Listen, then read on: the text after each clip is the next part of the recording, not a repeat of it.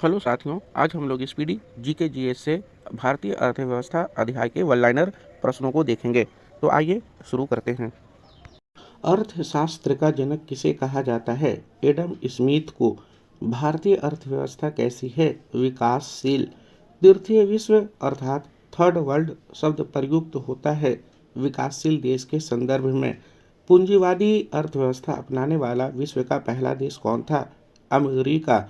समाजवादी अर्थव्यवस्था अपनाने वाला विश्व का पहला देश रूस। विश्व की सबसे बड़ी अर्थव्यवस्था अमेरिका की है। विश्व की दूसरी सबसे बड़ी अर्थव्यवस्था चीन की है। सकल घरेलू उत्पाद की दृष्टि से भारत का विश्व में स्थान 10वां है। क्रय शक्ति क्षमता पीपी के आधार पर भारत की अर्थव्यवस्था का विश्व में स्थान 3रा है। मिश्रित अर्थव्यवस्था को अपनाने वाला विश्व का पहला देश था फ्रांस। भारत की अर्थव्यवस्था मिश्रित है। मिश्रित अर्थव्यवस्था का अर्थ होता है निजी तथा सार्वजनिक क्षेत्रों का सह अस्तित्व। मिश्रित अर्थव्यवस्था का आरंभ 1948 ईस्वी में हुआ था। मानव विकास रिपोर्ट यूएनडीपी अर्थात संयुक्त राष्ट्र विकास कार्यक्रम द्वारा 1990 से प्रारंभ हुआ। मानव विकास सूचकांक यानी एचडीआई का आकलन का आधार जीवन प्रत्याशा, शिक्षा का स्तर एवं प्रति व्यक्ति आय है। एचडीआर 2015 के अनुसार मानव विकास मामले में भारत का स्थान 188 देशों में 130वां था। मानव विकास रिपोर्ट 2015 के अनुसार मानव विकास मामले में प्रथम नॉर्वे तथा अंतिम स्थान नाइजर का था। भारत की पहली मानव विकास रिपोर्ट अर्थात एचडीआर अप्रैल 2002 में जारी की गई थी। भारत के मानव विकास रिपोर्ट को योजना आयोग जारी करता है। राज्य स्तरीय मानव विकास रिपोर्ट जारी करने वाला भारत का पहला राज्य मध्य प्रदेश था। सर्वप्रथम राष्ट्रीय आय का आकलन 1868 ईस्वी में दादा भाई नौरोजी द्वारा किया गया। राष्ट्रीय आय समिति का गठन अगस्त 1949 ईस्वी में हुआ था। राष्ट्रीय आय समिति ने अपनी पहली रिपोर्ट 1991 में पेश की थी। राष्ट्रीय आय एक प्रवाह है, स्टॉक नहीं। हिंदू वृद्धि दर संबंधित है राष्ट्रीय आय से। हिंदू वृद्धि दर के अवधारणा के प्रतिपादक प्रो राजकृष्ण थे।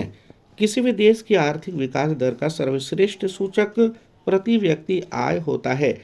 राष्ट्रीय आय के अनुमान का सबसे पहला सरकारी अनुमान 1948-49 में दिया गया था। राष्ट्रीय आय का सर्वश्रेष्ठ मापक है साधन लागत एवं शुद्ध राष्ट्रीय उत्पाद अर्थात एनएनपी।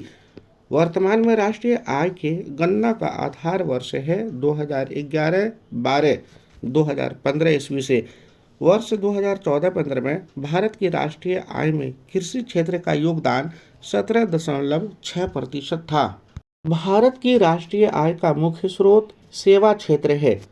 राष्ट्रीय आय तथा सकल घरेलू उत्पाद यानी जीडीपी का लेख सीएसओ करता है। केंद्रीय सांख्यिकी संगठन अर्थात सीएसओ की स्थापना 2 मई 1951 में हुई थी। केंद्रीय सांख्यिकी संगठन ने अपनी पहली देशव्यापी आर्थिक गणना 1977 में कराई थी। सीएसओ का मुख्यालय नई दिल्ली में है। भारत में जीडीपी अर्थात सकल घरेलू उत्पाद में सर्वाधिक योगदान वाला राज्य महाराष्ट्र है। राष्ट्रीय लेखा सांख्यिकी श्वेत पत्र कहलाता है। श्वेत पत्र सीएसओ द्वारा प्रकाशित होता है। भारतीय सांख्यिकी संस्थान कोलकाता में है। 2014-15 में जीडीपी में प्राथमिक क्षेत्र अर्थात कृषि, द्वितीयक क्षेत्र उद्योग एवं तृतीयक क्षेत्र सेवा का योगदान अनुमानित है क्रमशः 17.6%, 29.7% तथा 52.7%। राष्ट्रीय आय में सर्वाधिक योगदान तृतीयक क्षेत्र अर्थात सेवा क्षेत्र का है। प्राथमिक क्षेत्र कृषि, पशुपालन, मत्स्य पालन आदि से संबंधित है। द्वितीयक क्षेत्र संबंधित है विनिर्माण से, निर्माण से, विद्युत से, जल आपूर्ति से। तृतीय क्षेत्र संबंधित है सेवा क्षेत्र से, व्यापार से, परिवहन से, संचार से। प्रति व्यक्ति आय मामले में अग्रणीय देश जापान है। वर्ष 2013-14 में भारत में सर्वाधिक प्रति व्यक्ति आय वाला राज्य गोवा तथा न्यूनतम प्रति व्यक्ति आय वाला राज्य बिहार था। वर्ष 2013-14 में भारत में सर्वाधिक प्रति व्यक्ति आय वाला केंद्र शासित प्रदेश दिल्ली है। भारत में गरीबी का मापन का आधार न्यूनतम कैलोरी उपभोग के मौद्रिक मान है। ग्रामीण तथा शहरी क्षेत्रों में एक व्यक्ति के प्रतिदिन के भोजन में होना चाहिए क्रमशः 2400 कैलोरी तथा 2100 कैलोरी। भारत में गरीबी का आंकलन का आधार है लकड़वाला फार्मूला के आधार पर। लकड़वाला फार्मूला को स्वीकृति प्रदान की गई थी 11 मार्च 1997 को योजना आयोग के द्वारा। अंत्योदय कार्यक्रम का उद्देश्य है गरीबों में सबसे गरीब की सहायता करना। अंत्योदय कार्यक्रम सर्वप्रथम प्रारंभ हुआ था राजस्थान में। भारत में बेरोजगारी संबंधित आंकड़े तैयार किए जाते हैं राष्ट्रीय प्रतिदर्श सर्वेक्षण यानी NSSO द्वारा। भारत के कृषि क्षेत्र में पाए जाने वाली बेरोजगारी है अदृश्य या प्रच्छन्न बेरोजगारी। व्यापार चक्र की मंदी के समय उत्पन्न बेरोजगारी कहलाती है चक्रीय बेरोजगारी। भारत में बेरोजगारी का स्वरूप है संरचनात्मक। ग्रामीण क्षेत्रों में पाए जाने वाली बेरोजगारी है मौसमी बेरोजगारी। शहरी क्षेत्रों में पाए जाने वाली बेरोजगारी है खुली या प्रत्यक्ष बेरोजगारी। वित्तीय वर्ष की अवधि 1 अप्रैल से 31 मार्च के बीच होती है। प्रथम वित्त आयोग का गठन 1951 में हुआ था। वित्त आयोग का गठन राष्ट्रपति द्वारा अनुच्छेद 280 के तहत होता है। वित्त आयोग के प्रथम अध्यक्ष केसी नियोगी थे। वित्त आयोग के अध्यक्ष की नियुक्ति राष्ट्रपति करते हैं। वित्त आयोग का कार्यकाल 5 वर्षों का होता है। वित्त आयोग में सदस्यों की संख्या अध्यक्ष सहित 5 होती है। अब तक गठित वित्त आयोग की संख्या 14 है। 14वें वित्त आयोग का गठन 2013 में हुआ था। 14वें वित्त आयोग की अवधि 2015 से 20 है। 14वें वित्त आयोग के अध्यक्ष YV रेड्डी हैं। वित्त आयोग का मुख्य कार्य केंद्र तथा राज्य के बीच राजस्व का बंटवारा करना होता है। 6ठे वेतन आयोग के अध्यक्ष BN कृष्णा थे।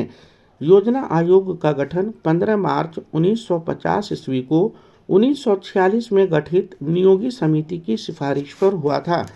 योजना आयोग का प्रस्ताव जॉन मथाई ने दिया था। योजना आयोग कैसी संस्था है तो यह एक परामर्शदात्री एवं गैर संवैधानिक संस्था है।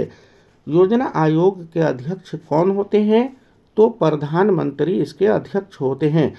योजना आयोग के प्रथम अध्यक्ष पंडित जवाहरलाल नेहरू थे तथा प्रथम उपाध्यक्ष गुलजारीलाल नंदा थे। योजना आयोग का मुख्य कार्य था पंचवर्षीय योजना का निर्माण तथा रूपरेखा तैयार करना। योजना आयोग के अंतिम अध्यक्ष नरेंद्र मोदी एवं उपाध्यक्ष मोंटेन सिंह अहलूवालिया थे। योजना आयोग के स्थान पर किस नई संस्था का गठन हुआ है? सही उत्तर नीति आयोग का। नीति आयोग अर्थात राष्ट्रीय भारत परिवर्तन संस्थान कब अस्तित्व में आया? 1 जनवरी 2015 को। नीति आयोग के अध्यक्ष कौन होते हैं? प्रधानमंत्री।